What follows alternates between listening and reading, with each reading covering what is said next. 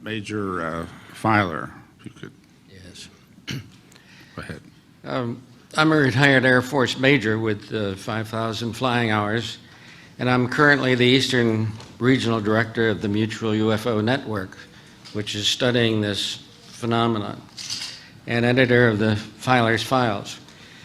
When I was flying for the Air Force 420th Air Refueling Squadron stationed at RAF Sculthorpe in England in January of '62, we were in orbit for refueling fighter aircraft over the North Sea at about 30,000 feet in our KB-50J tanker just after sunset on a clear night.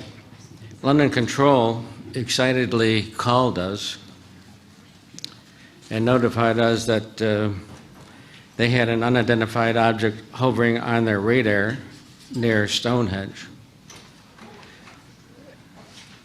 We were asked if we were willing to intercept the unidentified craft, and our refueling mission had just finished, so we quickly agreed to chase their UFO.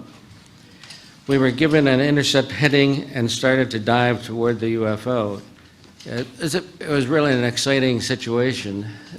Next, and we were to go towards Stonehenge, which is over the center of England. Next. London Control was diverting all aircraft out of our way so that we could have a clear path for the intercept. Then we realized we were above our red line speed on the aircraft and had to pull back on the power. And London Control started giving us distances to the hovering UFO. Next. It was some 60 miles ahead and then 40 and so on. And as we got closer, we got the radar going on our aircraft and picked up the hovering UFO in the distance, about 30 miles. It was an exceptionally large radar return. Next.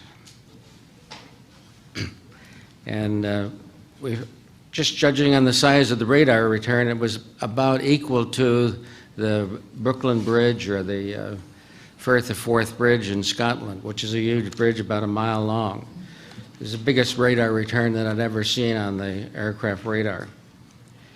And it was sharp and solid as compared to the fuzziness of a rain cloud.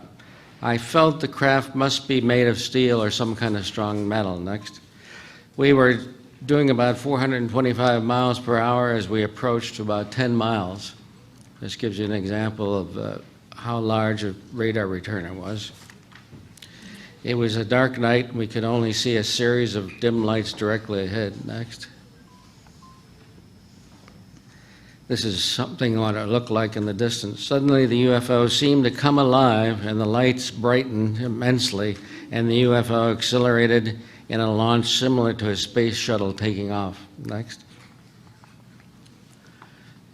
Lit up the sky and disappeared, frankly. We saw much brighter lights and a fantastic acceleration. It seemed to go straight up, just estimating speed like 50,000 miles an hour, 100 times faster than we were moving. We asked London Control if they had any rocket launches in the area. London Control seemed as disappointed as we were, and the controller said, "There are no rocket launches in the area. Thank you for your intercept. You are now cleared to return to your mission." The incident was recorded in my navigator's log and was mentioned the next day in operations. Interestingly, the Air Force did not seem particularly interested. A few weeks later, we were invited to a dining in with Prince Philip as a speaker, and he asked to speak with the air crews that had chased the UFO. So apparently London Control had told him that we had chased this UFO, and we sat down at the table with him, and he was very friendly, and I essentially told him what I just told you, and he indicated that he regularly interviewed the air crews that were chasing UFOs. Either he or his aide would interview them.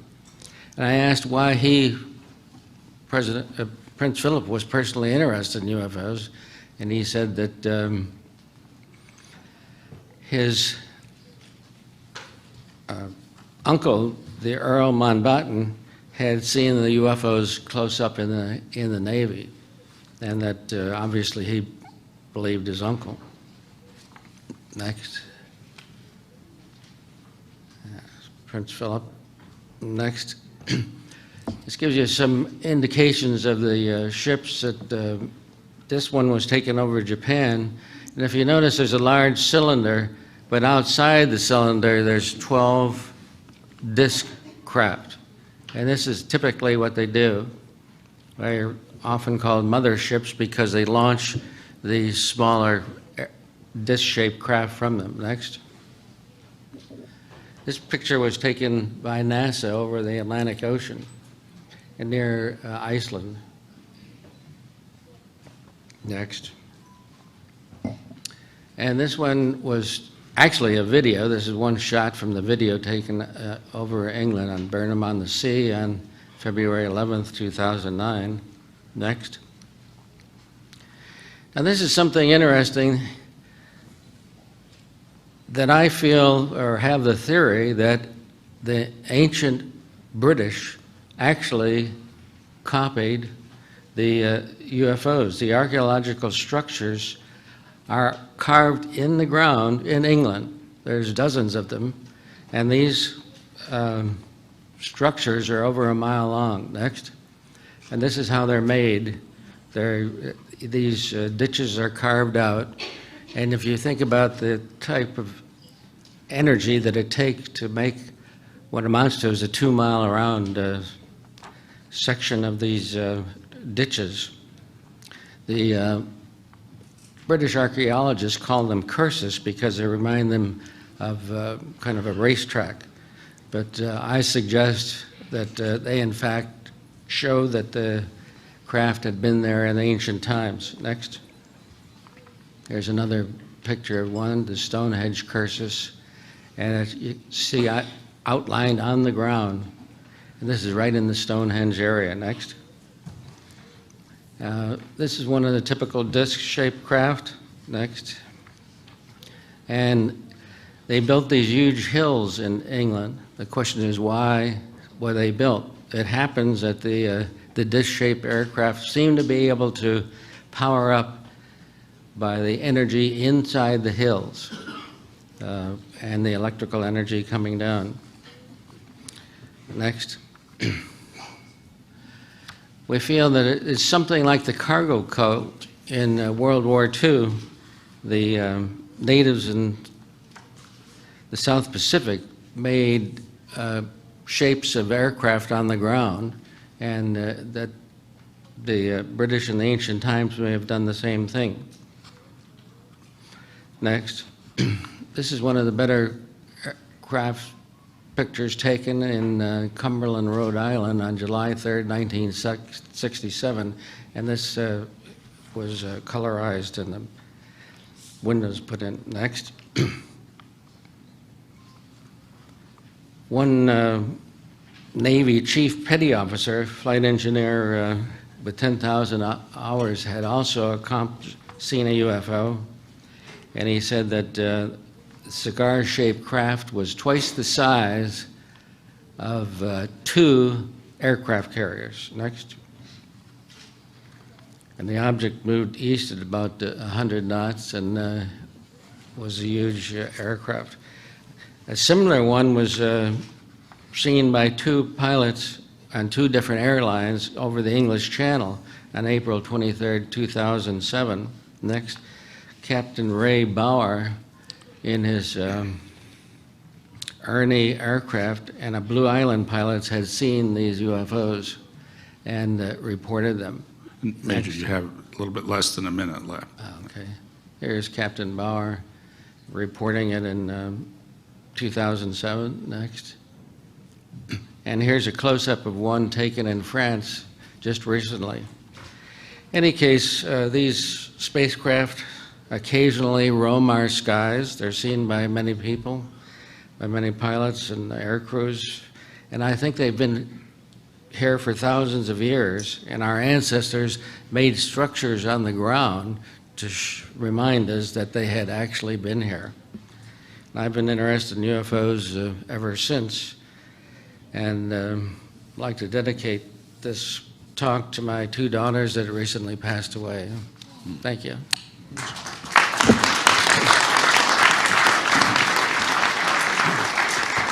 We could next go to Mr. Jim Grant. Yes, wanted to thank all the serious researchers that have been trying to get this information out for years, and thanks for you all showing up today. And my background is I've been a pilot started taking lessons when I was 10 years old. I've been an airline captain for 31 years, flying 46 years, and have over 32,000 flight hours, rated as a captain 747s and most Boeing jets and Airbus. I'm also a helicopter instructor and instructor in gliders and balloons and such.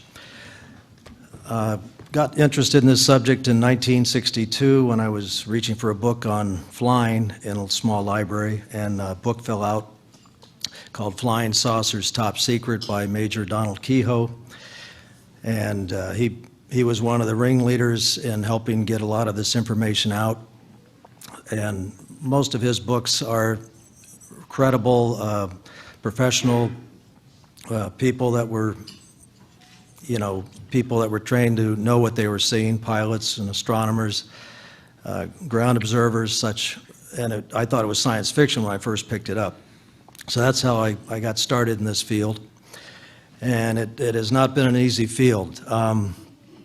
Unfortunately, after all these years, it still hasn't changed much. I wish it had, as far as military or civilian pilots, of how they're treated as far as when they see something. Give you an example of things that are seen but not talked about. A friend of mine was a flight engineer, 747, with an air carrier I was flying for at the time, and they were over the Pacific, and they had a similar sighting to what happened with the Japan Airlines flight in 1986, but this was in 1980. There was no radar, and my friend came up to me later after his trip, and he said, "You won't believe what we saw. This thing was bigger than a aircraft carrier." And he said, we were obviously flying a 747. They were heading to Narita. They were told to park the aircraft when they got there, and then they were debriefed, told never to talk about it. There are many cases like this of pilots coming up to talk to me because they know I've kind of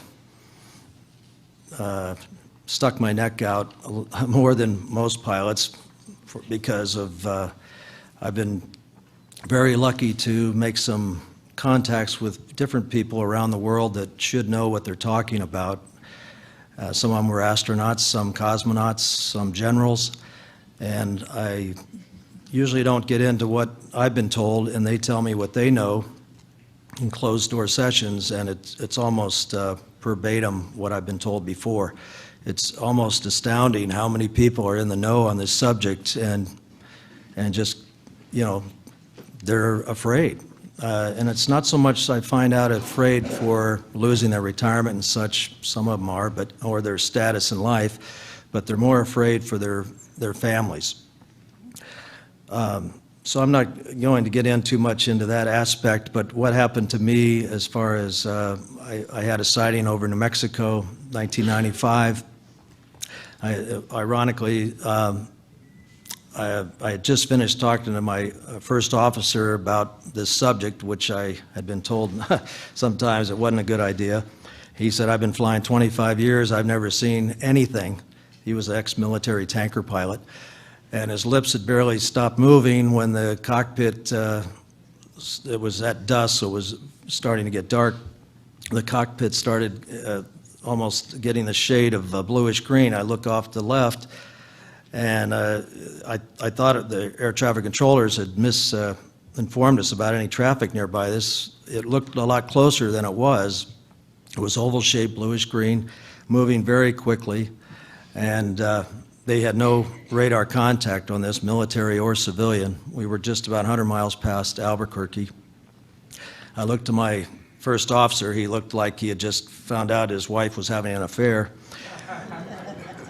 And the typical scenario with this is we got on the ground, well, there were 4 other airliners in the area. The controller asked, does anybody want to report it? And they said, no, it's just a meteor. And we had seen like a flash of white light, and the thing took off at about a 45-degree angle back into space. And I chimed in on the radio. I said, when does a meteor go back up? So when we got to the ground, he didn't want to talk about it, didn't want to report it, and he never flew with me again. But this is a sad scenario because this happens so much. Pilots come up and tell me what they've seen, many in areas over the ocean where there is no radar. And some of these fighter pilots are pretty brave guys. They've fought in wars, and yet they're afraid of mentioning this, mostly for fear of ridicule. I have been invited in to talk with a small group of high-level people, a couple of senators, and Gordon Cooper, the astronaut, one of our original 7, and Edgar Mitchell are friends of mine, and I'm really proud of the effort they've put out trying to get this information out, because it is very hard to get to the truth on this subject, which is ridiculed so much, but it's also so hard to get to the proof, and that's what everybody's after. And I have found out why this proof is so hard to get after, and there's so much more I could share, but when you're down to just a few minutes, you have to almost be a top 40 disc jockey to get through this. But you got a couple more minutes, so please tell us that. 3 minutes. One thing, you'd think the government doesn't take this seriously. I don't know if you've heard about this book. I told the History Channel about it back when it first came out. It first came out in '78. But in 1992, the second edition came out, and they added the section. This is the Fire Officer's Guide to Disaster Control for our federal and civilian fire disaster people for atomic wars or whatever, and how to deal with it. It's written by ex-Navy personnel. One's an attorney, one's a PhD. And the main section that they revised in 1992 was on the UFO threat, a fact. And it tells the firefighters, who are usually first on the scene, how to deal with a crashed UFO, possibly dead extraterrestrials or live ones, and how to deal with the crowd situation, radiation problems, and that's that information. So it's a very interesting addition that they added in 1992 on this book. There are some very important books that people always ask me, because after I got involved talking about this subject to some co-pilots, I was turned in and I was evaluated for four days of flight testing, and everything went smooth. And in fact, the chief pilot said, well, you got through okay, you get to keep your job, and I'm very interested in this subject now. It looks like there's more to this than I thought. So we used to have long talks about this. And through that situation, I was so upset about my freedom of speech rights after how I was treated as a pilot, and other pilots around the world have been treated, that I ended up getting the opportunity to do a 5-day-a-week live uncensored television show for almost 3 years. And we did just a little over 500 shows on this subject and other mysteries that I found out regarding the UFO subject is basically the tip of the iceberg. This stuff gets very deep, and I can understand, just like Stanton Friedman has said many, many times, of the reasons why this has been kept secret. It's much more involved than people realize who don't do their homework, because most people are so busy getting their kids to school, paying their mortgage, and their own box of reality, that a person convinced against their will is of the same opinion still. And all we can do is just keep trying, and hopefully the press will have more serious articles, and the articles have been published this week, unfortunately, that are put a bad frame on the seriousness of this subject. You've got about 30 seconds. And I hope the pilots of the world that are listening will not be afraid to tell what they see and not fear the ridicule because this has got to end after so many years of this. But once again, I do recommend, if somebody is interested in this subject, I always recommend Richard Dolan's books, excellent research, Linda Moulton Howe's books, Stanton Friedman's books, Timothy Good's book called Above Top Secret, and Brad Steiger's book, The Rainbow Conspiracy, and also Michael Hesselman's book, The Secret History of UFOs. There are many others. I have a collection of over probably 3,000 UFO books at my house and hundreds of videos. We all can't be crazy. Thank you for your time. Thank you very much.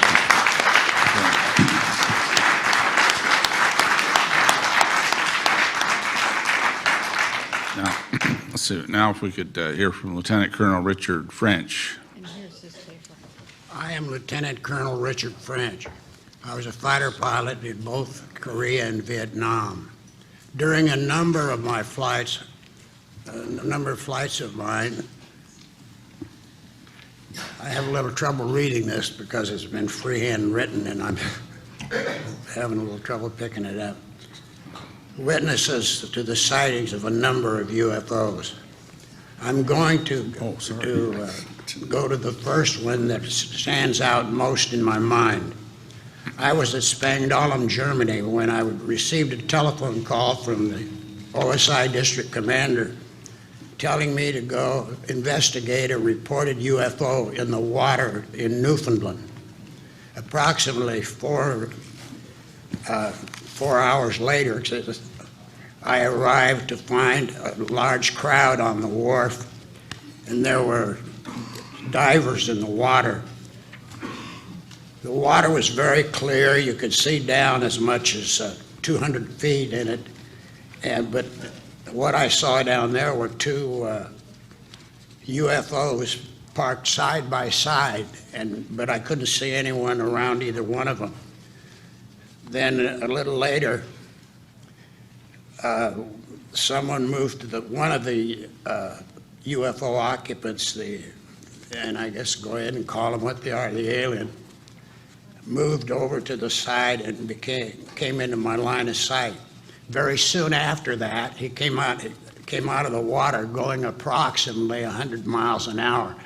As soon as he broke the surface of the water, he increased his speed to approximately 2,500 miles an hour and quickly went out of sight. He was gone for about 15 or 20 minutes. He came right back, went and slowed down very much, went in the water again at about 100 miles an hour, went on down to, and he and the other one, you could see them working on the UFOs.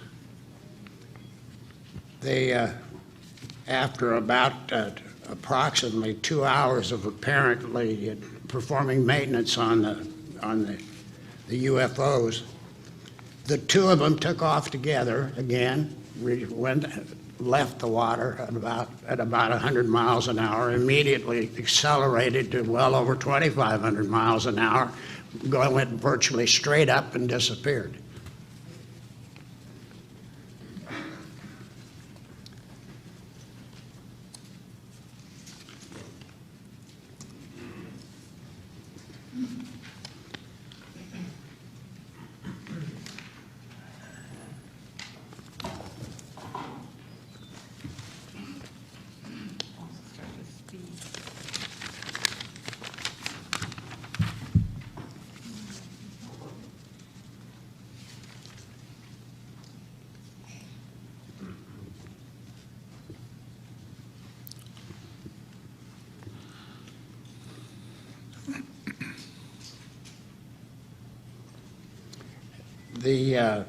The speeds that I report in this, I arrived at the figures simply by triangulation, and in that I could take things that were at a known distance and then calculate based on where they were and how long it took them to get to another place is what I use as a standard for saying for estimating their speed.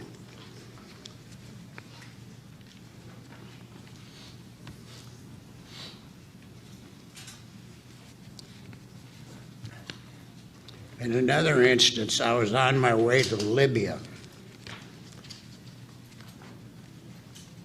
I was out over the water just about 3 miles offshore of the northern extreme of the Mediterranean Sea. I looked up to my left, and 5 miles away I saw a lighted UFO. It went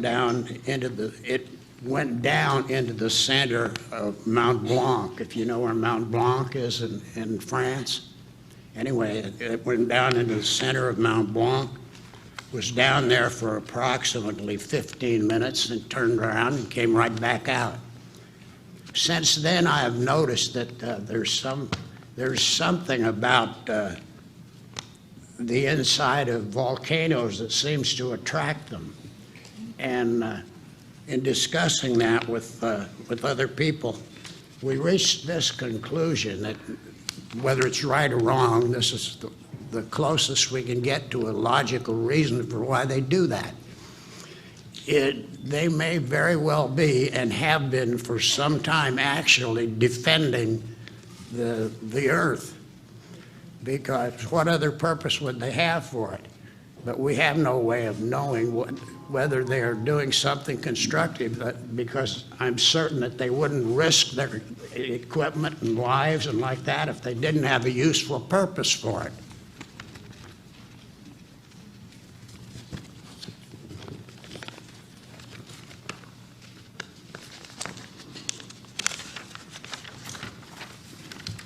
You know, I just mentioned on others.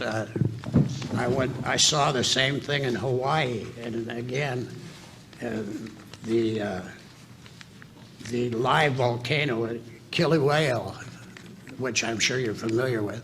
But anyway, they went down inside of that. I saw them again when I was down in Sicily, and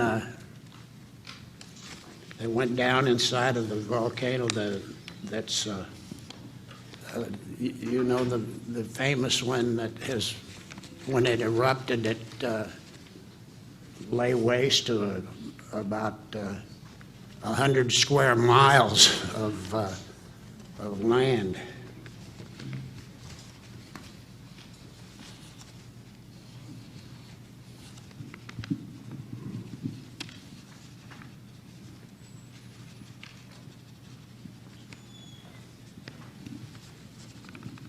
In all cases, the UFOs, they've all been the same shape. They've all been the cigar-shaped type. And in all cases where I was able to see the aliens, they were what we call grays. You've probably heard them mentioned by other people that are reporting in this same convention.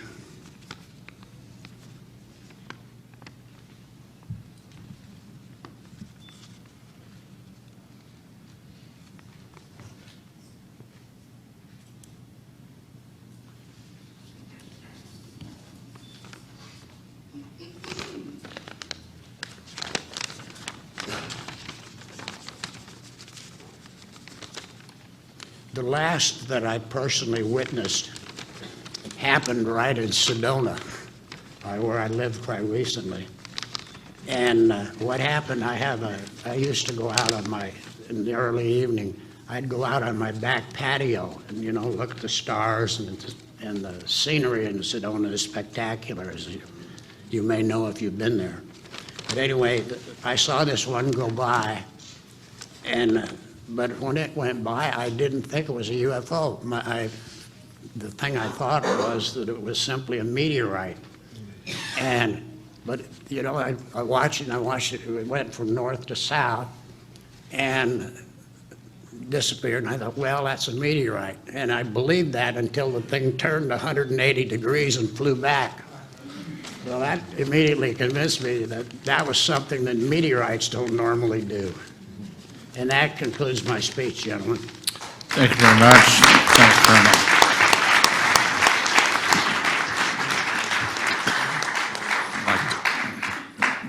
Mr. Steve Allen, would you proceed. Thank you. Good morning, distinguished members of the panel. Greetings from the Lone Star State. Thank you for taking time to investigate. I hope it'll be rewarding. My name is Steve Allen. Please forgive me, I'm not a public speaker, so I'll do the best I can. In fact, I'm just an old country boy, so bear with me.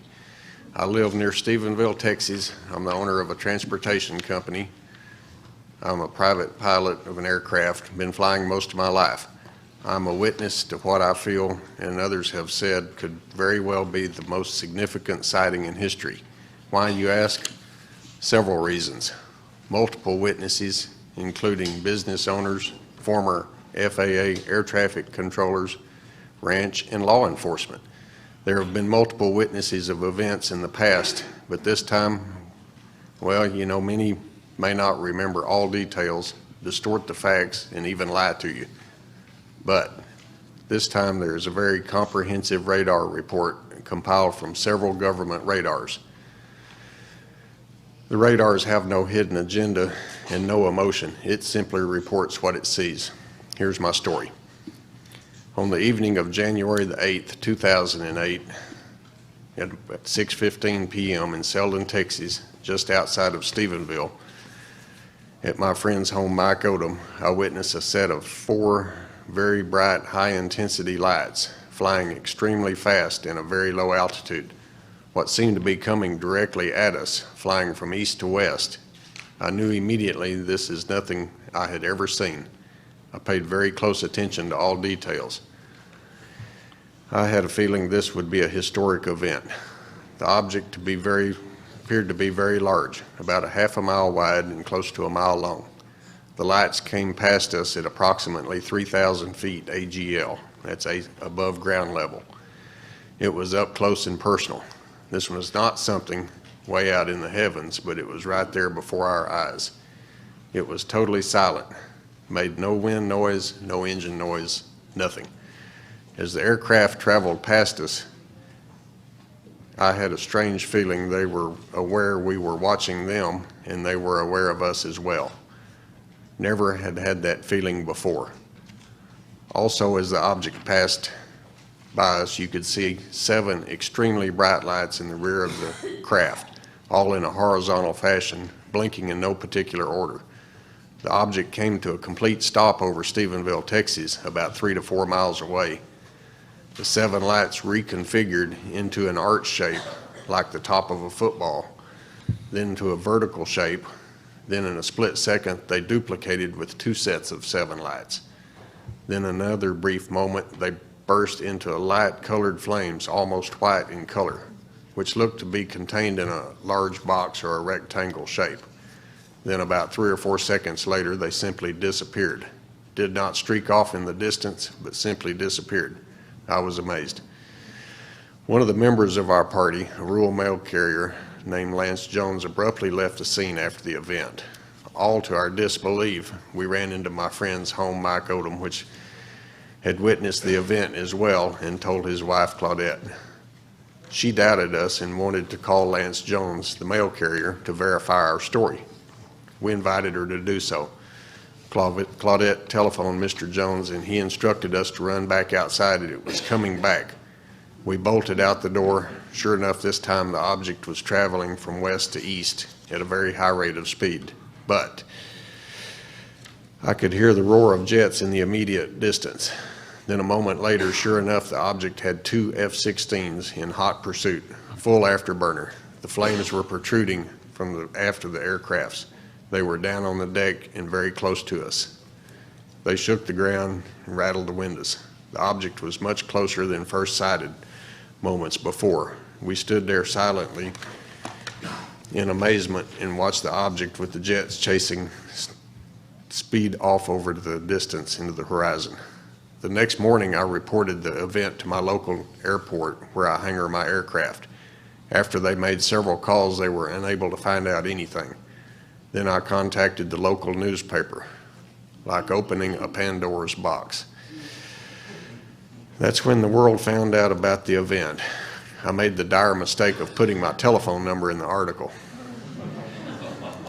I received many phone calls daily, with no less than 60 calls per day from actual witnesses.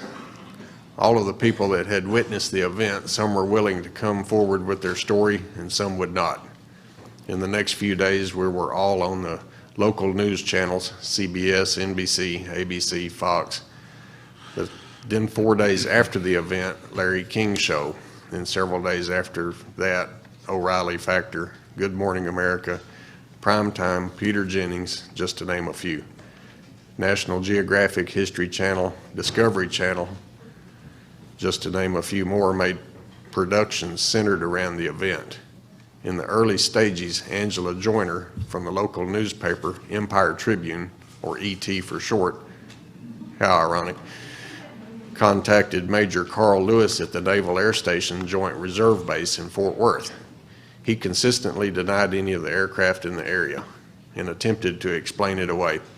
He offered several possible scenarios, but none were plausible. 10 days later, lo and behold, a press release stating they did in fact have 10 F-16s in the area. Then came Robert Powell and Glenn Schultz. They filed several Freedom of Information Act documents. They compiled the radar data hits in the millions in the Schultz-Powell report. Sure enough, a very detailed, comprehensive report emerged. There it was, an unidentified aircraft with no transponder traveling from east to west at 1,900 to 2,100 miles an hour. Then in less than 10 seconds, slowing to a speed of less than 50 miles an hour over Stephenville, Texas. What could do this? Then the object reversed course and traveling from east to west with the 2 F-16s in pursuit. What else did the radar report show? Well, 8 additional F-16s, 4 F-16s on either side of the aircraft attempting to flank the object. Also an AWACS, Airborne Weather Command Center. That's the aircraft with the giant Frisbee-like radar on its rear at 41,000 foot, circling the area for over 4 hours. Powell and Schultz also received copies of the F-16 logbooks. Many had been redacted to cover up what? The craft ended up 10 miles from the former President Bush's Western White House in Crawford, Texas. Then we had no more radar info. We do not know. All I do know is what I observed this event, well, did not need to be a trained observer, a pilot, or anything else to describe it. A first grader could have reported this. To me, all this is very concerning. It has forever been etched into my brain, has affected my life in many ways, mostly for the good, more questions than answers. What could have outperformed our best aircraft? Why were they chasing it with vengeance? It is a danger to myself or others while flying. Do they mean us harm? I think we all have more questions than answers. Myself and the public respectfully demands answers. Hopefully you will be able to help us.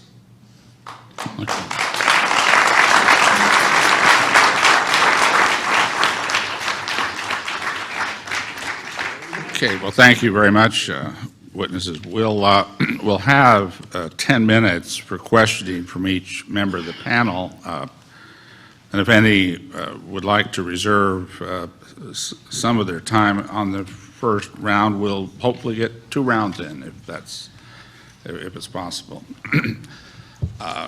Mr. Callahan, I'd like to start and ask you a little more context on that meeting in the FAA. Where was it and what was the year? You mentioned the Reagan administration. I'd just like to put this, your testimony, a little more context so I understand it just a little bit better. Well, at FAA headquarters, 800 independents, the administrator's on the 10th floor. Okay. On the 10th floor, he has what we call a round room, similar to what the president has. And he had set up a meeting for us to go at that in that room. It also had a big TV screen that comes out of the wall, so it's similar to what you have up here. And the people that were there were the 3 scientists, the 3 CIA guys, a bunch of grunts. I brought up 22 experts from the area. They watched the video, and I've got the original copy of the video here in case you guys are ever interested. Okay. I've got the voice tapes from the military. There were probably, what, about, you'd say 30 to 40 people in attendance at that? Yeah, briefing? that's pretty close, yeah. And let me ask you this question. When was the first time, that happened, which year, 80? 88, I guess, 86. 86, I okay. retired in 88. When, if you can remember, and approximations are just fine here, when was the first time you were able to, or that you felt comfortable, or in fact, under any circumstance, talk about this openly to, and let people know what you witnessed at that briefing? Well, I don't have any problems being comfortable anytime I'm talking. So you did it immediately, I take it? Yeah, my wife is one of those engineers, software engineers, and after I spoke to the administrator on the way home, I told her what we had seen up at Lang City. I played the tape at home, and she's one of those guys, if you asked her what time it was, she'd tell you how to build a watch first. Well, she's watching the TV screen at home, and she's telling me what we're looking at and how that target got there and got there. So besides your wife, who else did you tell about this event? And let me just preface that with, were you asked by anybody there, CIA, the three CIA gentlemen, not to talk about the briefing, or? Well, they made a comment, but they were talking to the people I brought up. So in other words, okay. As far as I was concerned, they weren't talking to me. I understand. outranked them and, Okay, I appreciate that. I'd like to just ask Jim Courant to follow up a few questions on what you testified. Let's see, the sighting you had was in 1995, I understand. Yes. Did you have any other sightings in was it 40 years experience as an airline pilot that you mentioned, or 30 to 40 or so? Flying as an airline pilot since 1971. So over 40 years experience. Any other sightings?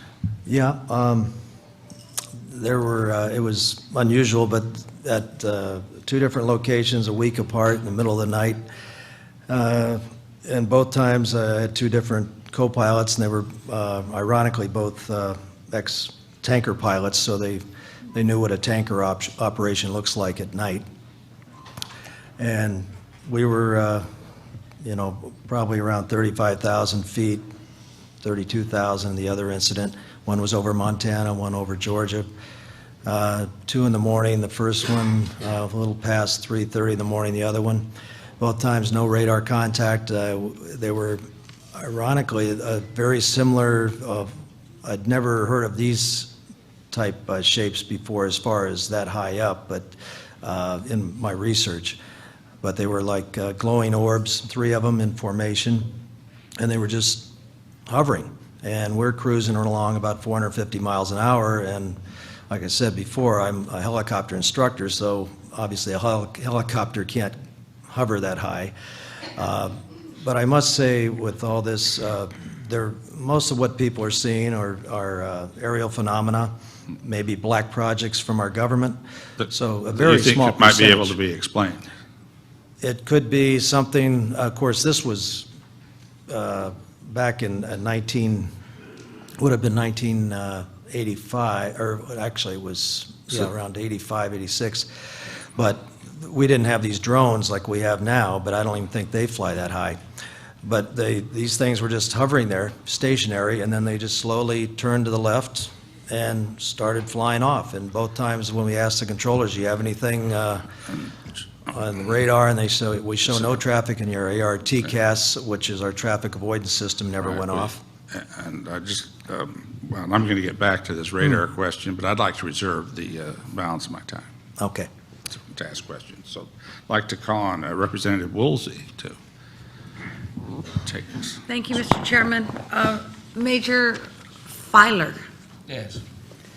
This is just a out-of-the-blue question, but I'd like to hear your perspective on it, and if any of the rest of you have ideas about this. Both, 2 questions. 1, could a UFO, like a drone, be controlled from the ground electronically? Or 2, could UFO materials be developed here in the United States or on Earth and tested against our military? Well, I think Okay, it's go. possible both are true. Pardon? Ben Rich at Lockheed indicated that so many words we had back engineered some of these craft, and we're now able to take ET home. The point is that apparently we're able to do a lot of things now, and probably some of what we're seeing is our own UFOs, so to speak. Well, okay, now, but do you think we're learning from the UFOs and then we're building because of, I mean, or are we, was that us in the first place? Well, in a sense, I think anything's possible, but I also believe that we're being visited. Anybody else have a thought on that? I mean, you know, maybe we're way more clever than any of us realize. And my question would be, and it's just a pushback on making sure we've covered all ground, are Earthlings setting this up in the first place? You know, so that we find our way to outer space and for what could come with wars in outer space. Or are the non-Earthlings coming to us and showing us what they know, and we're realizing we've got to compete? It's a good question, what you asked, because I never heard that before. The people I talk to that have been involved in the reverse engineering, they call it, with the UFOs that they captured, they could, by now, because it's been, 30 years or more, they could have developed a ship that they could be out practicing with, or a group of ships. If you remember Dr. Mitchell, when he spoke, he said when he was en route to the moon, he looked out the left portal, I would have called it a window, and he called down to NASA and said, "I'm now a Flight of 2." He thought that that spaceship flying along with them was made here in the United States, and they were flight checking it. So it is possible that the United States has been making these UFOs, but I don't think they're going to tell us. And it's just one of those, how do you really know? Okay, anybody else? Yes, Mr. Allen. 2 points. Why would our jets be chasing it, and why would they let it out over a very densely populated area if it was ours? Good questions, yes.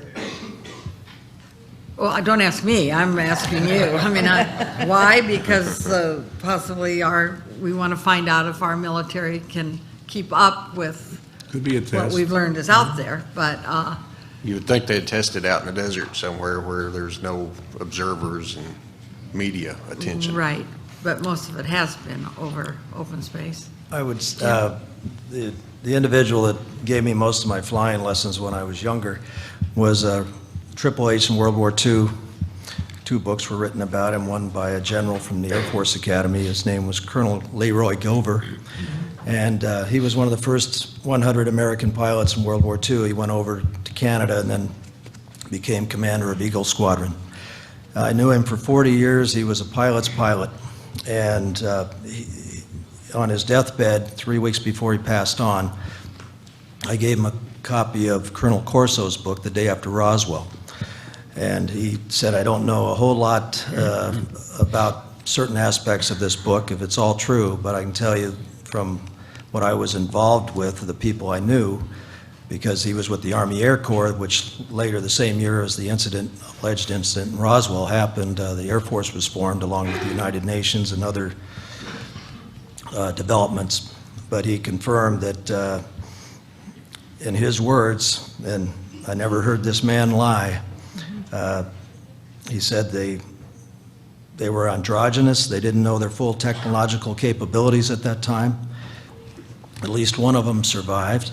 They didn't know their full psychological makeup or where they were from or what this was all about. This was at this time.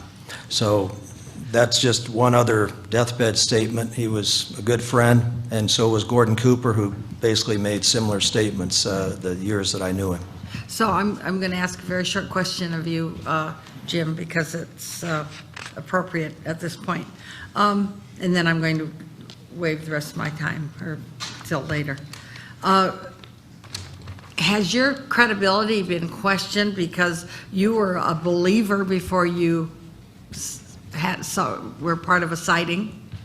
People say, oh yeah, well, he wanted that to happen, so he made it happen in his mind. Amazingly enough, that hasn't come up in discussion, but it's definitely something that I expected, but that hasn't been a problem. Okay, you know. good. Thank you very much, and I'll yield for the time being. Could we go to Representative Bartlett, please? Thank you very much. Mr. Cullen, the event that you describe is exactly the kind of thing that I think is most creditable. Let me understand, how many different people saw this? So the radar return? Well, are there not people that saw the craft and people that saw the radar returns both? No, the only ones that saw the craft was the Japanese pilot and the other two with him, his co-pilot. Okay, so there were 3 people that saw the craft, all right. And how many people saw the radar? No, 20, 30. 23 at the time, people? Yeah. Yeah, these are the kinds of things that are just very difficult to explain away, where you have eyewitnesses and a radar track, and a real radar track. But apparently some of these things don't leave a radar track. The other day we had testimony from a pilot in South America that they can absorb bullets. Something that can absorb bullets can absorb radar, I would think.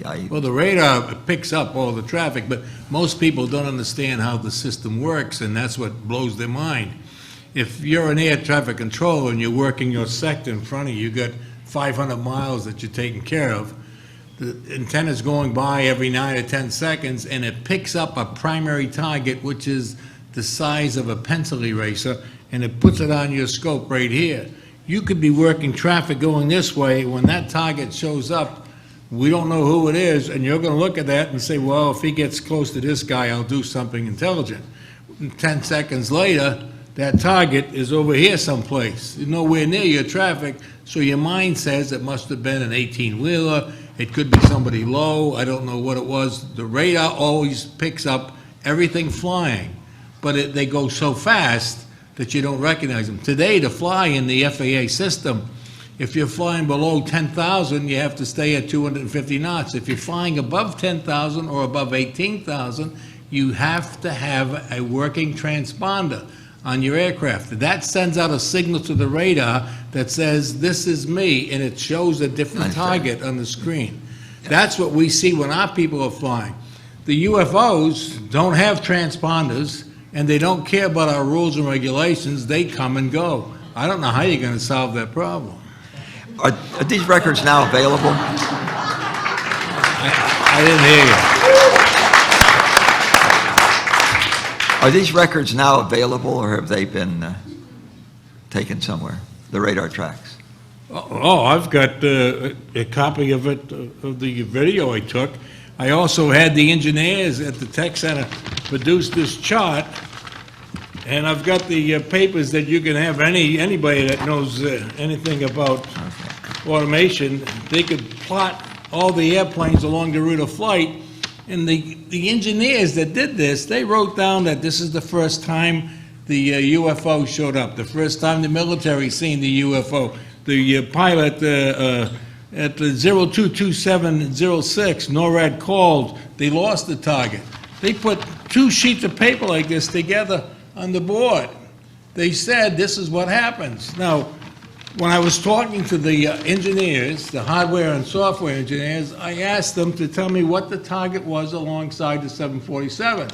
And the hardware engineer says, that target right there is a software problem. This one's a software. All the way down, the targets that showed up were software problems. The software engineer gets up and says, this target here is a hardware problem.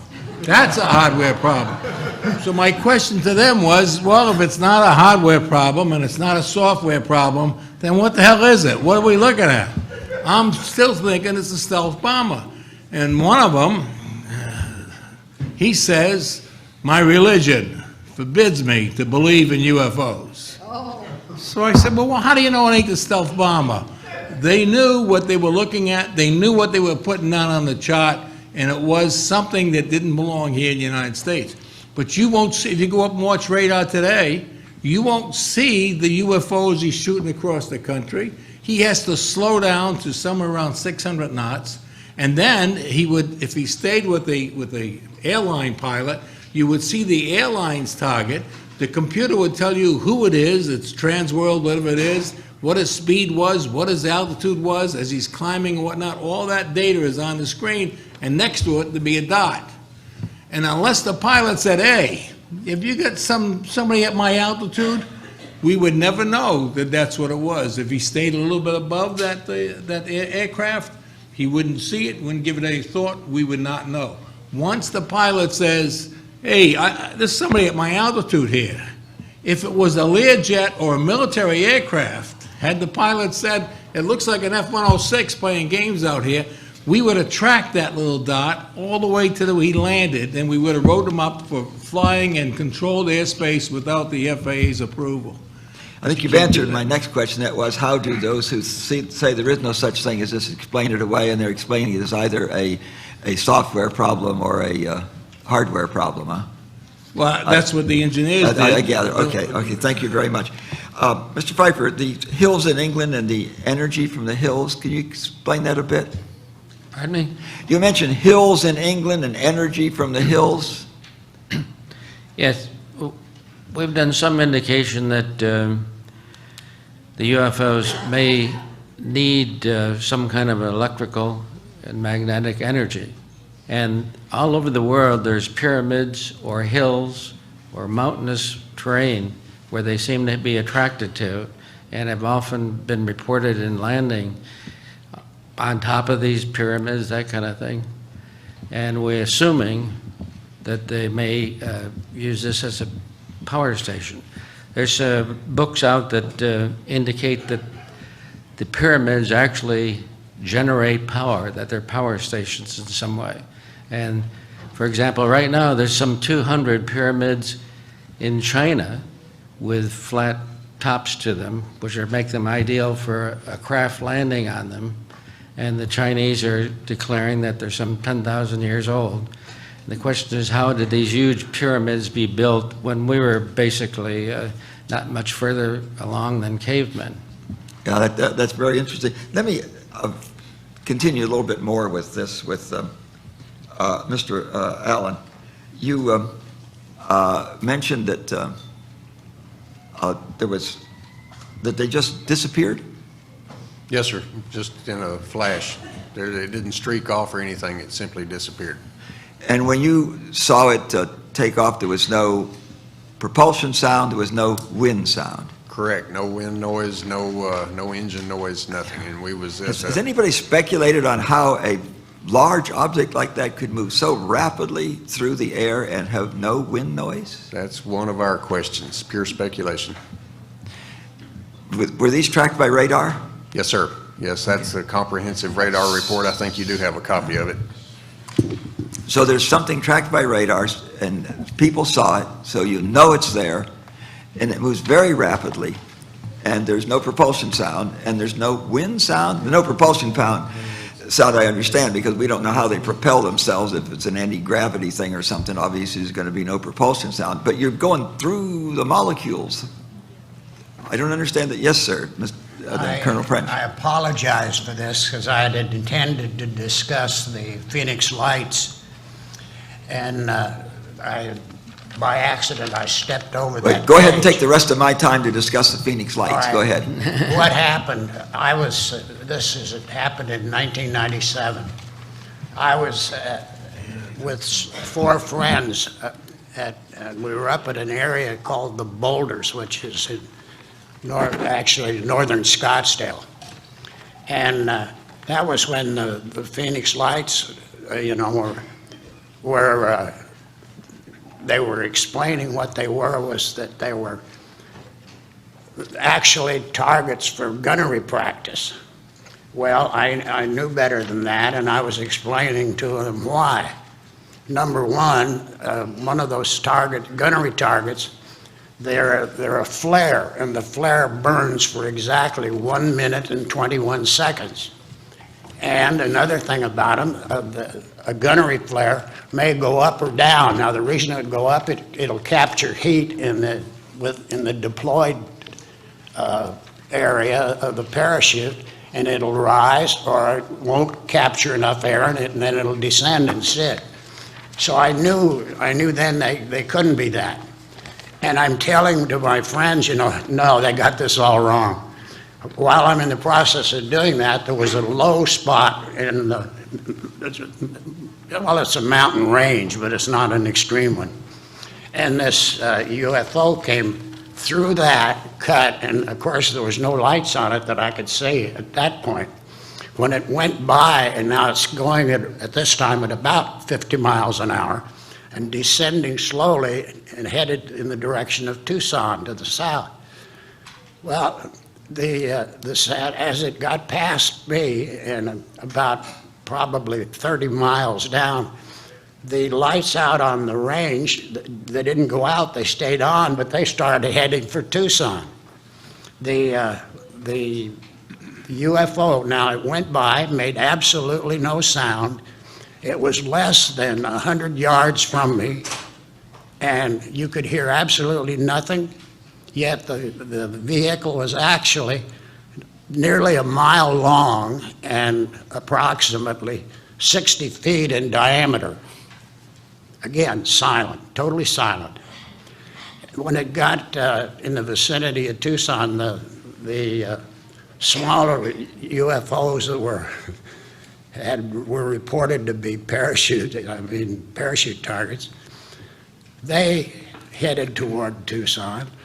And at that time, I could see on the side of the UFO, like little doors open. They entered the other, we call them motherships. Anyway, the smaller ones went into the motherships. The motherships went, when they got to Tucson, they very quietly disappeared, went right up and out and gone. Now, Thank you. I think my time is consumed. Thank you so much. Thank you. I commend you for going within the time. We'd like to. And this is one where, of course, the governor denied that it happened, and then I he see reversed the himself. sign just did go up. The time has expired, but thank you very much. And we'll go to Representative Hooley. Oh, I'm sorry. First of all, thank you for your testimony. Jim, I'd like to ask you a question. Did people not talk about this because they were afraid for their families? When did you start talking to other people about what you saw and what happened? Probably more after the TV show UFO Cover-Up Live in 1988. It was kind of the beginning of the, from what I understand, a slow education process for modern times of the public. And there's been, since then, it's been easier to talk about this situation with other crew members do come up. They've seen me on TV, and they say, I'm still afraid to talk about it, but let me tell you what happened to me, or my father when he was in the military, or this or that. But I'm glad that these shows for the last 20 years on Discovery Channel, Learning Channel, even the show recently that's a series, Ancient Aliens. If you look at things like the Ica stones of Ica, Peru, very fascinating case with the 50,000 Ica stones, amazing. I've traveled the world studying these things, and it just gets deeper and deeper and more amazing.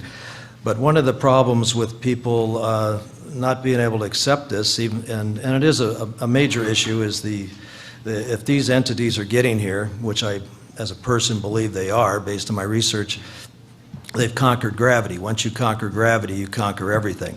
So there goes the fossil fuel-based, economy of the world, and we can go on and on. The religious issues are pretty relevant. But Carl Sagan, on his show Cosmos, he admitted with 200 billion stars out there, in the Drake equation, they must be out there, but they can't get here. And what's locking that problem is the theory of relativity with Einstein.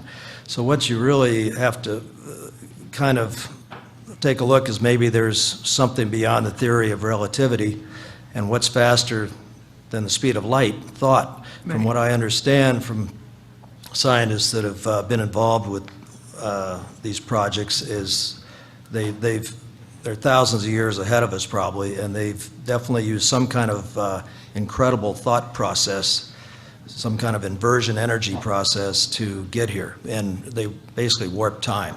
So as profound as it sounds, if you'd told me that 10 years ago people would be bumping into themselves in an airport terminal like zombies looking down at these devices, these cell phones, I wouldn't have believed it. And so anything's possible. But we do have, based on what I understand, an aircraft called a TR-3B. There's probably either many other advanced craft that we've developed at some of these installations like 51 or Pine Gap in Australia possibly, that do hover silently, and they can duplicate some of the technology, but we haven't been able to replicate it 100%.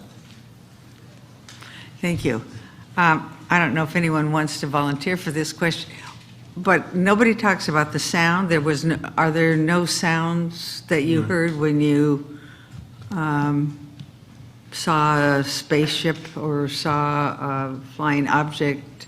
Did they make any sound? So you have to be, is that why more pilots have seen them than anyone else, because you're in the air space with them?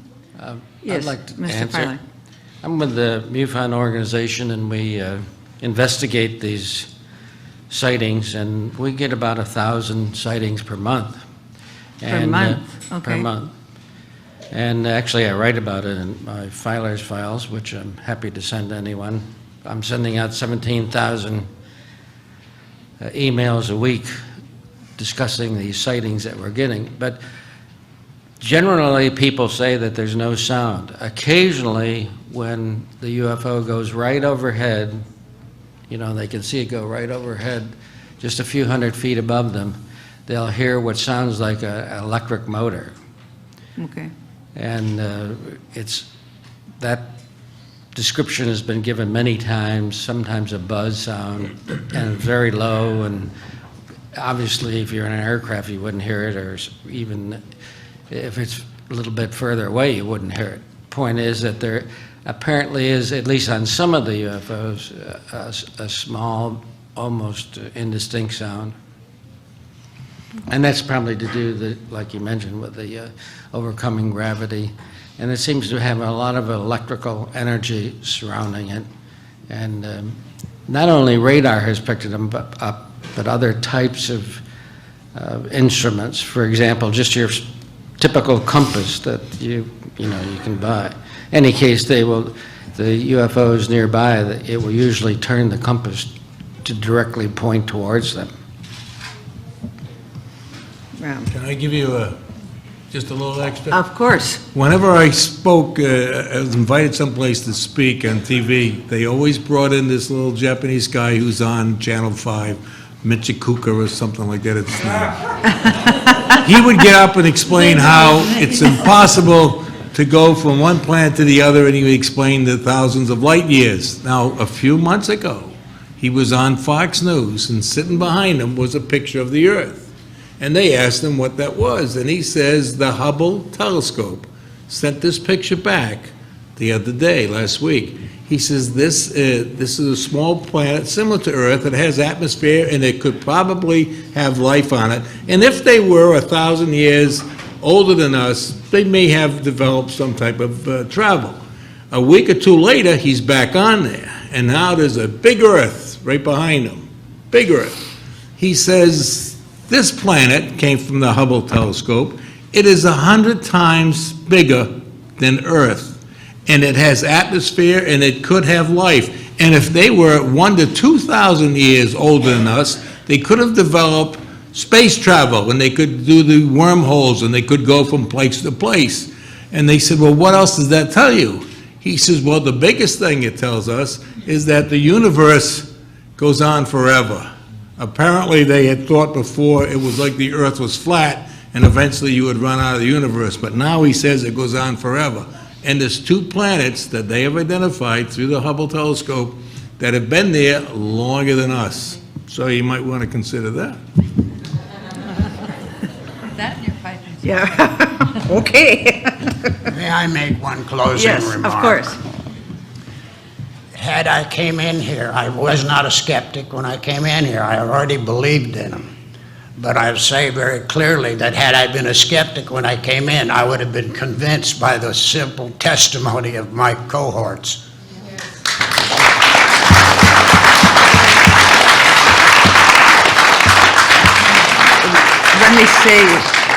Let me say that the testimony, I think, has been outstanding. And your backgrounds and where you come from, and the fact that you are willing to come forward and talk about this, I think is a credit to all of you, so thank you for doing that. I have 2 minutes left, and I'm going to reserve my time, Mr. Chair. Okay. I'd like to ask Senator Gravel to...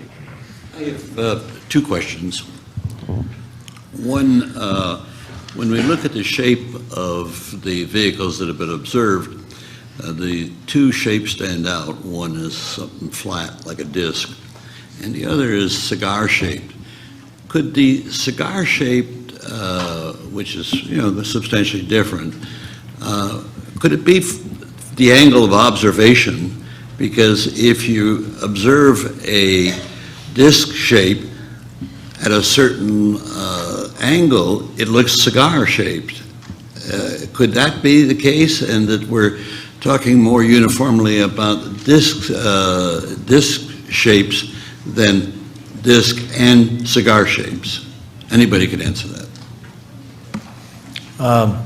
One of the pilot reports was on the news for a while, but then the pilots were told to not talk about it. They never gave their names, but they were watching. They were thousands of feet in the air, 737, and out of the clouds came this giant, mile-long, cigar-shaped craft, and it was cigar-shaped. They aren't disc-shaped. So unfortunately, the pilots never wanted to talk about it again after it hit the news, and they played their voice tapes over the television, and they took some heat for it.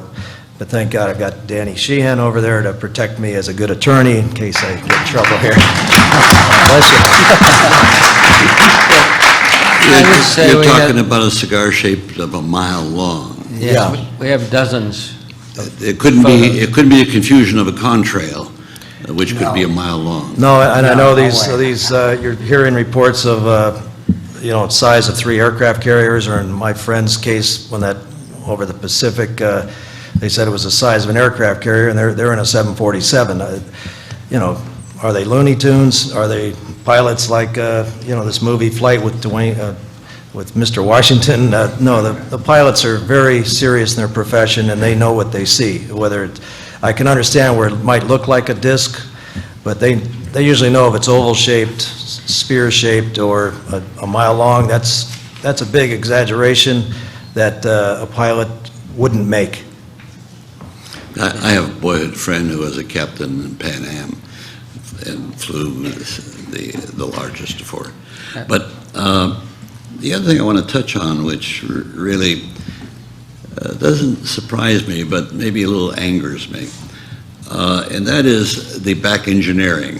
And I think you referred to somebody from Lockheed or Grumman or a company saying that they back engineered what was the debris or whatever they got their hands on through the government, and they can take ET home. Okay, well, that sounds like an exaggeration to me, because if there's a company that's developed a propulsion system equal to what's been observed by all of our witnesses, then and based upon Dr. Greer's testimony, we just alter life on this planet if that form of energy is known.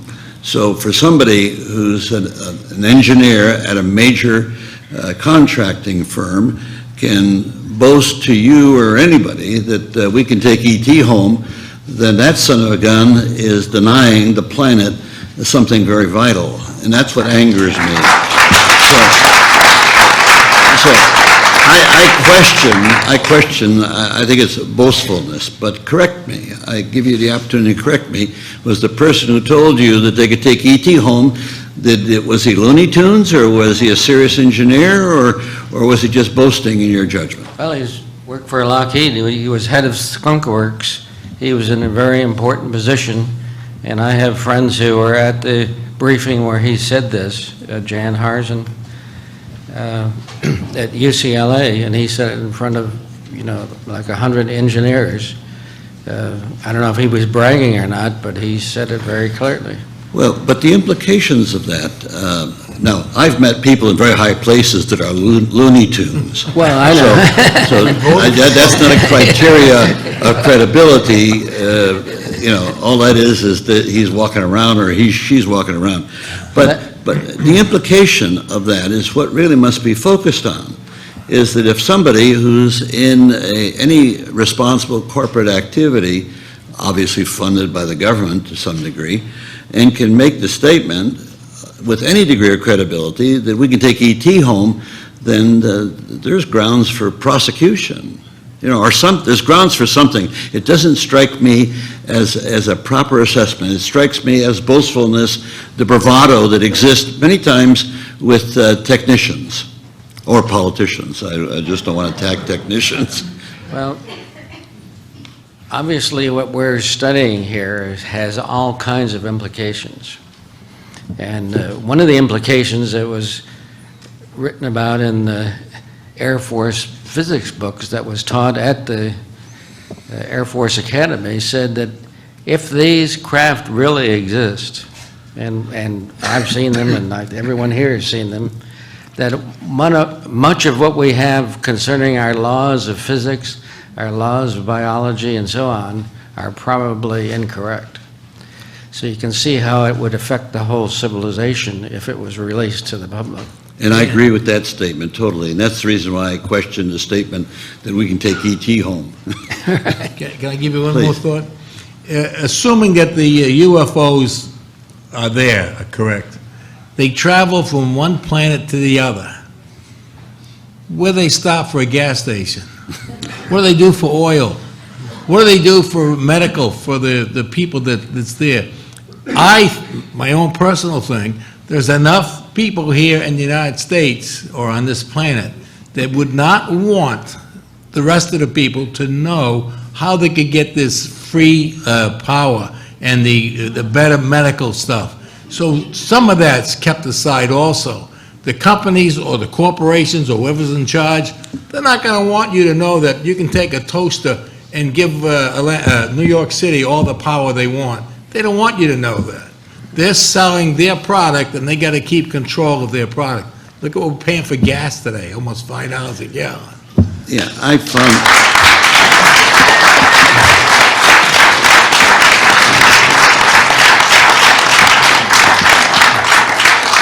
Jim, please. The man that the world doesn't give enough credit to that started this in the late 1800s is Nikola Tesla.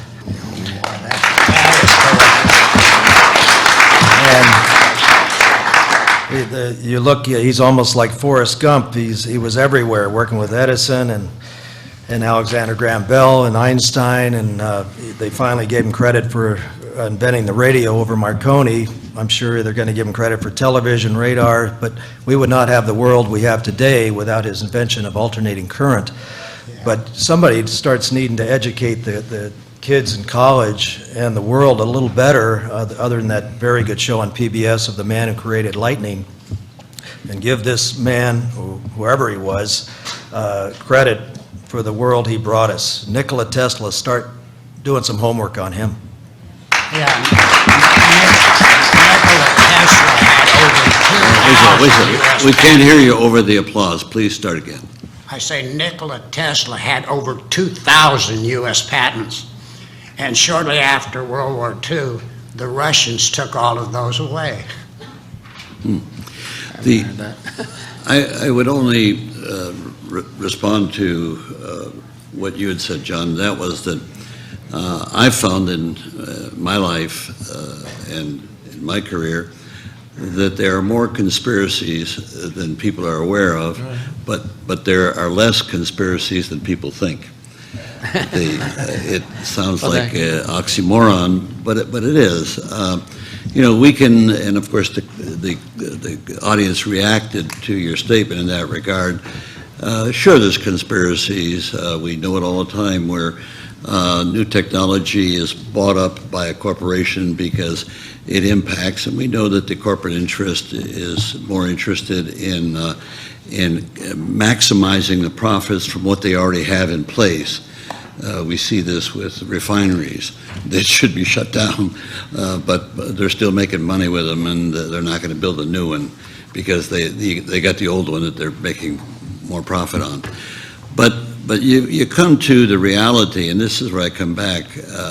Something as significant as the unknown, the scientific unknown, and the lack of rationale we have to understanding fully what these ETs are all about, and primarily the propulsion. We've seen testimony. It may be thought. What I don't know. I'm not enough scientist. I defer to my colleague, Congressman Barrett, who's a lot more educated in that area, but he comes up with the same queries. I notice our questions are very similar in that regard. But I just want to underscore. Excuse me, but with all due respect, the gentleman's time has expired. Well, fine. Good. Thank you. We could go to Representative Kilpatrick. Thank you, Mr. Chairman. I came to this conference at the invitation of Citizen Hearing to find out more about the world and the universe. When I first got the letter inviting me to participate, I did my homework and looked at the 1968 report of the Science Committee in the United States House of Representatives. Read it, was real briefed on it, and thought it was a beginning. Did not confirm, but had a lot of evidence that something else is among us. So I thought I'd better look earlier and look more into that. When my local newspaper decided to publish it, I agreed to participate. It even opened wider from people I did not know and from around this country and out of the country. Some cynics, but mostly scientists and intelligent people who, after years of watching the phenomenon and participating in it, came to the conclusion that there is something and that we ought to look into it. So I agreed to come. When I came in on Monday, now Tuesday, Wednesday, Thursday, and now Friday, from 9 to 5, I heard some of the most intelligent, the most scientific, the most universal knowledge on the topic that I didn't know I was going to witness. So when I came in here today, and mockery is being made of it, I'm disturbed. I think it's unfortunate. Yesterday we heard from 12 different countries who have hundreds of years of scientific, intelligent information on this subject. So, and they mentioned another 12 or 13 that weren't here yesterday, but also believe. It behooves us as human beings in what is known as the greatest country in the world to participate in that discussion.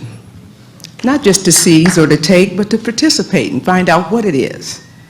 As a grandmother of 6, 2 sets of twins, I want them to have the kind of world that we've enjoyed all my 60-plus years. And to not act like something exists, and then further to act like it's a joke, we do a disservice to our ancestors, to God, and to the people of the world.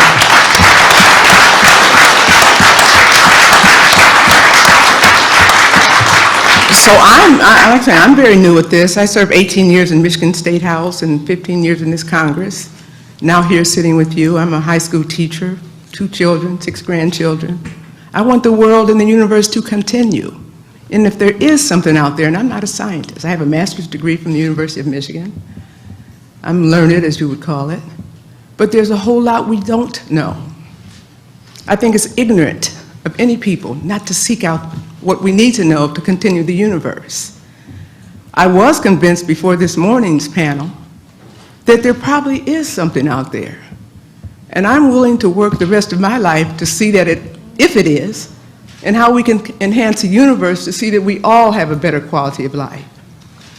As an appropriator on the House committee here and the first African-American woman to serve on appropriations in Michigan for 18 years, and 12 of my 14 years here in Congress on the Money Committee, this federal budget is almost $4 trillion. The defense budget is $700 billion of that. I served on that appropriations bill for many, many years. Much has been said already. That's why I'm giving you this, because I want to bring it back to what I came here for. I don't want to leave it with some yellow guy with stuff sticking out of his head. It's way more serious than that. I can't laugh, I haven't laughed at anything in here because nothing's funny to me. I don't mean today, I mean all week. It's very serious. The world is in peril. Our country is economically, socially, and economically at a disadvantage right now. But we fix that by being partners in what we believe is correct and what issue you pick to work in. And not to put down historical data that's scientifically proven. You may not believe it, but don't work in that era. Don't come in here and just castigate those who do. That's what's wrong with our nation, I think, and our country and our world. We don't work well enough together. If someone doesn't look like we look or think like we think something's wrong with them, rather than grabbing it and let's enhance what we already know. You know, I think I'm going to, Jim Courant, that's my editorial, and I think being last I could say that because you guys have kind of disturbed me this morning. I think the citizens' hearing on disclosure is real. I thought before today that most of you thought that too. When 2 or 3 people can come in the room and change a very intelligent subject such as this to something other than what it is, that does a disservice to our country and to our world.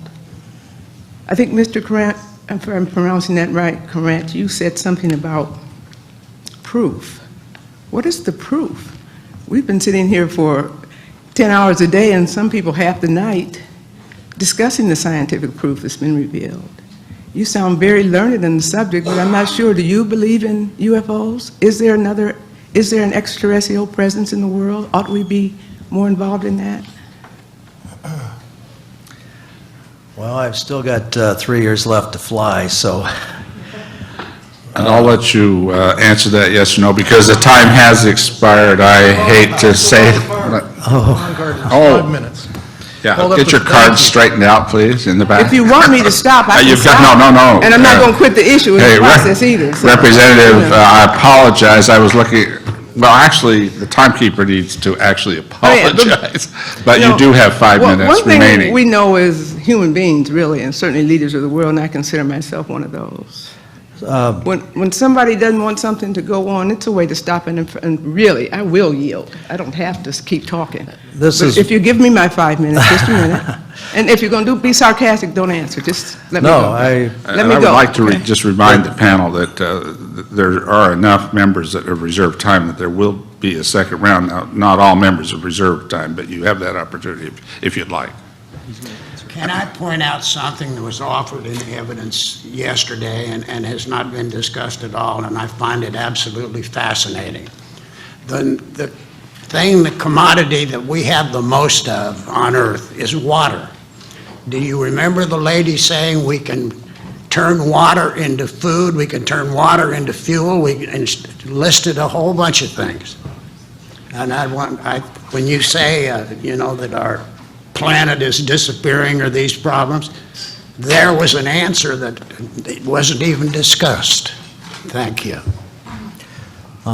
Ted Koppel once said on his ABC News show, which I thought was a very good statement in my opinion, is who's the most wonderful and greatest extraterrestrial never seen, and that was God. And it's a big universe out there. And so the proof as far as as far as how they're getting here and their craft and that type of thing, this gets deeper than that. And I have run into people that probably have the proof you're talking about, but they're not going to risk their security clearance or whatever else they're risking, their families for one, to make that possible. But I would say the reason I've stuck in this so long and stuck my neck out so far is not just about losing the career, but it's because there are certain things that I've been privy to keep me going, but at this point I can't get into that. But I And we wish I respect could. that. You know, we do. And there have been some military men who's come to this table this week. But At the peril proof to their is, own there's existence. people out there that have the proof you're looking for, but it's, we're talking on a need-to-know basis, very, very high security clearances. Absolutely. National security is first, should be. I understand that. And then I was going to say that the military people who came before us, and just coincidentally, they were all men, but I know that there are many. I served for this room. It seems like a different room than the other 4 days. And I'm not trying to take anything away from the intel field or the military officers that are been involved with this. They're doing their orders.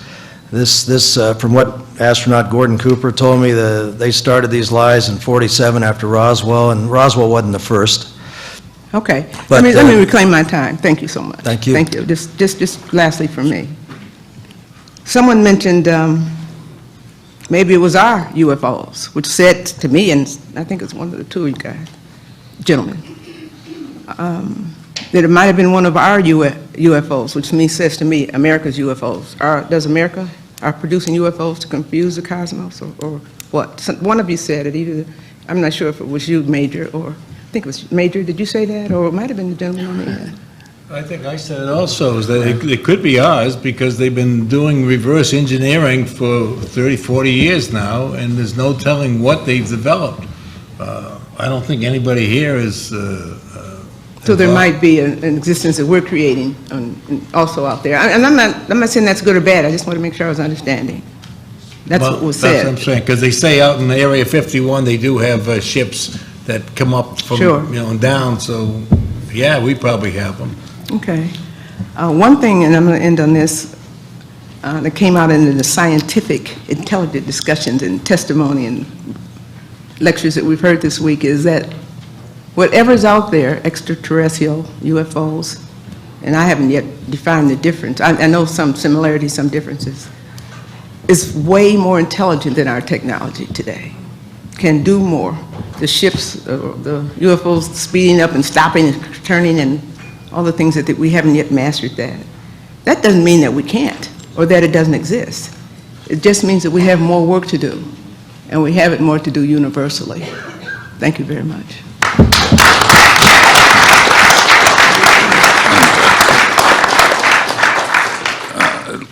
Actually, 4 members, including Representative Kilpatrick, you've got a minute if you'd like to use that. Okay. 3 members then have reserved time. If I could add, let's see, this is a correct indication of the time. Okay. Representative Woolsey, you have 4 minutes. Representative Hooley, you have 2. I happen to have 5. Not because I'm the chair, but because I reserve that much. Before you go on, I have to take a quick break. I'll be back in 3 seconds. And you better hurry, because one of my important questions is going to you, sir, so, but I certainly will, right. And I'll reserve a minute or 2 if he's not back. Steve Allen would like to talk to you about, now you were a pilot, and you've done a lot of flying, but the thing you observed, the incident you observed, you were on the ground at the time. Yes, sir. Okay. Yes. And a whole lot of people in Stephenville saw what you saw. It's obvious from your testimony. Yes, close to 200 witnesses. And there were was that what was established? I believe so, yes. Okay, and the F-16s that you say pursued whatever that object was also seen by how many people? I'm not sure the number on that one. There was several, though, quite a few. Right, okay, and do we have, and I know there were newspaper reports of exactly what you've said. Was there radar involved in that one? Yes, radar reports show the F-16s in pursuit. Well, they show the F-16s. Did radar play any role, as far as you know, as you've thought about and studied this afterwards and heard about it, in the initial determination that they needed to send F-16s up and chase it and find, in other words, well, was radar involved in in the object itself is what I'm asking, at any stage. I don't feel like it was, no, sir. It's probably not. And, okay, that's consistent with what a lot of the people have observed and all, well, and let's see, now was radar, Jim, involved in either of the incidents? I think one was in 95, the others were earlier, about 10 years earlier. Yeah, Was radar involved in any of those? there was no radar contact, and we Okay. had no TCAS warning, the traffic controls, air traffic control warning system in the aircraft did not go off. And I thought John Callahan had some pretty good information on why radar might not be involved. But the question I wanted to ask him, and I'll ask you in just a second. Well, I'll ask you right now. I'll ask anybody right now.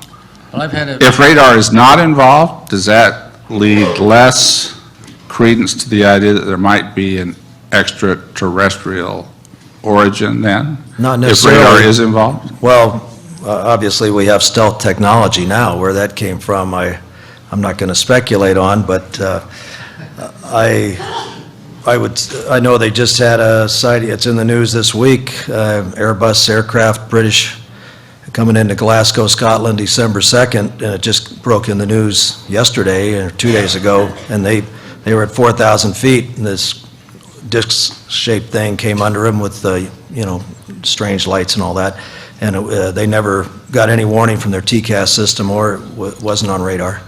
So this is... Yes, Mr. Filer, please. Richard Haynes he's the ex-NASA expert on this, and all his books and studies for years are on pilot sightings, and one of the strangest cases was this Melbourne episode in 1978 where the pilot in a Cessna 182 disappeared after he was talking to air traffic control about this craft coming down, bright light during the day, and they did have radar. Somebody got hold of the tapes from Pine Gap, Australia, our space monitoring agency down there, showing something coming at him, and then they never found any wreckage. He's never been heard from again. But Richard Haynes is the expert on pilot sightings. Read any of his books. If you're wondering about articles from around since the 50s, Rob Simone did an excellent job on UFOs and the headlines, real reporting on a real phenomena.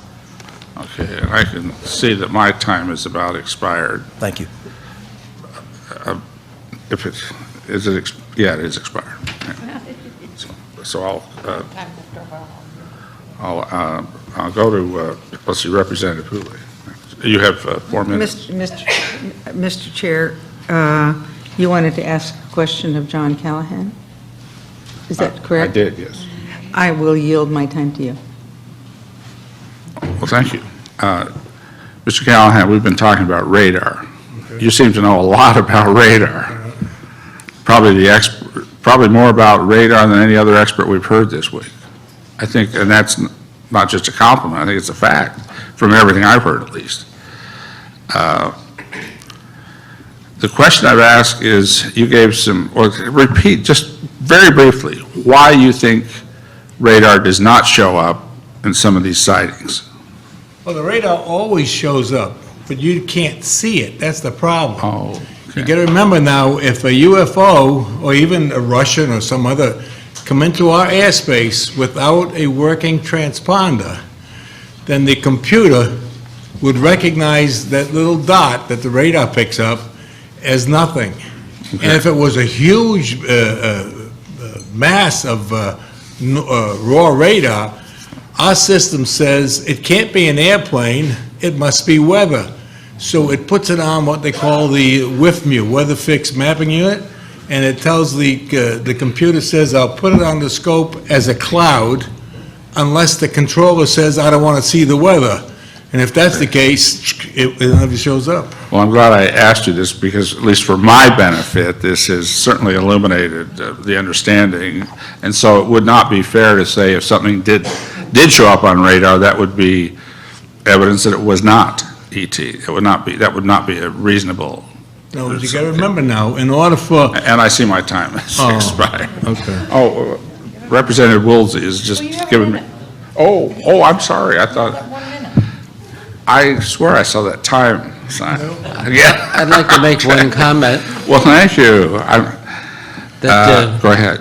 a number of military radar operators and FAA radar operators have called me, and basically what they said was that they were told not to tell the pilots that there was a UFO out there. Always deny the fact the UFO exists and turn the aircraft away so there's no chance of hitting it or whatever. The point is that I don't think there's any radar people here, but that's what I've been told. Also, I understand there's some way that they program the computer so they're less likely to show the UFOs because they're usually moving at very low altitude or very high altitude at very high speeds. And the tendency for the radar not to pick them up. But if you go back to the And raw I see now, radar excuse me, data, I you can hate to get do it. this, I really do, because I love what you're taking this information, but my time has expired. Oh, it's too bad. I think I'm next. Yes. Oh, excuse me, Representative Wilsey, go ahead. You have, in fact, 4 minutes. Okay, Pilot Courant, you mentioned in your testimony that you and a group had met with a group of representatives on the Hill, senators and Right. and This was 20 How? years ago, but there were private meetings where I'd met these people on flights, and we got talking, and they invited me to meet them on the subject. They were interested. Some of them are still active. Well, so it was on the airplane. It was not in their office. And They invited me into their office. okay, after I well, met if you them go on in their flights. office, guess what? I know. It's public. They work for everybody out there. But you don't have to tell who they are. But they would be, if you would if they were as interested as you say, if somebody in the Paradigm Group or the organizers here knew who they were, that might be a first step for us to get this back onto the radar of the Congress to ask for a hearing. That would be, you've got to find this, we've got to find the thread. You'd think we'd know, but we don't know the person that's going to be willing to do that. But if somebody has expressed interest to you, or you could call them maybe directly yourself if you would be willing, it would be a start. I wish it was that easy, but even you folks the other day said if you were active in Congress or Senate at this time, you probably wouldn't ask for a hearing on this. Well, I probably would on the Science Committee, because that would be the perfect committee for this, because it's not it's not really political, and but after this week, I would, now that I've got information. No, on one of my flights, I asked, it kind of went the wrong way, where I asked the senator, he was friends with some very well-to-do friends of mine, and they were main campaign fundraisers. So we got talking, and it was just he and I out in the waiting area before his flight, and I asked him, Senator, do you think there's a chance of ever having another congressional hearing like 1968 with Gerald Ford? And he said, no, never. Okay. It's all been explained away. Well, There's okay, no that need was for one that. of them, but I just thought maybe you'd found somebody that had some interest. Well, they're still active. I the would people like that asked me. Mr. Callahan to be able to complete you had something you wanted to say. And I want to I I have a started, I minute. came out of the military as air traffic control. I started with the FAA when it was known as the CAA. Before radar, we controlled with strips. When they brought the first radar unit into the facility, it was an old VG scope that the Navy used to use. And the instructions was 26 pages, and nobody knew how to use radar. We started off with what they had was just a broadband radar, raw radar. And eventually they were able to draw airways on this VG scope that we're looking at. And we had to do all kinds of things. When the pilot called on the frequency and he's approaching Harrisonburg, you look down there and there's like 15 people all in that area. So you would tell them to make a right turn 30 degrees for 30 seconds, then resume your own navigation, and you would look to see who's turning. Sometimes 2 or 3 people would turn because sometimes the pilots have a real sense of humor. And eventually you give this guy a couple turns and you'd pick him up and say, he's there. That's the primary target. It's only a dash. We had all kinds of trouble keeping them separated from one another because they weren't all flying under the FAA control. They invented the transponder.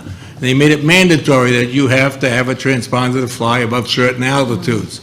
The transponder now gives a signal so that you'll always see the target. But if there's somebody flying alongside of them that doesn't have a transponder, he shows up as a dot. The dot is always there.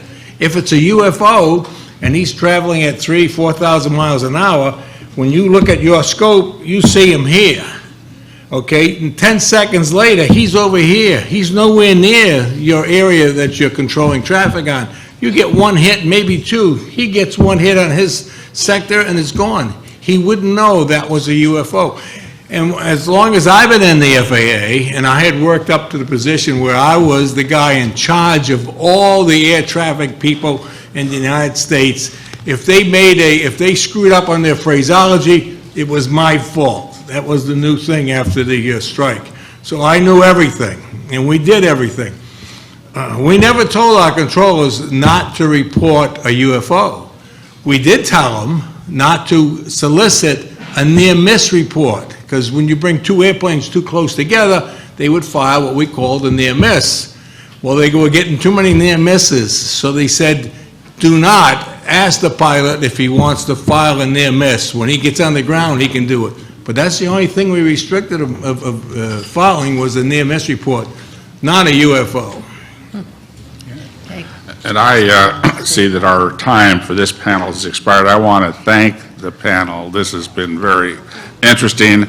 Also like to say that if we can keep this hearing to just a 10-minute break right now, and be back by 11:10, if it's 11 o'clock right now, then we can work in a lunch period. Let's not forget we've got 4 more panels today to be heard from. So thank you. This is recessed for 10 minutes.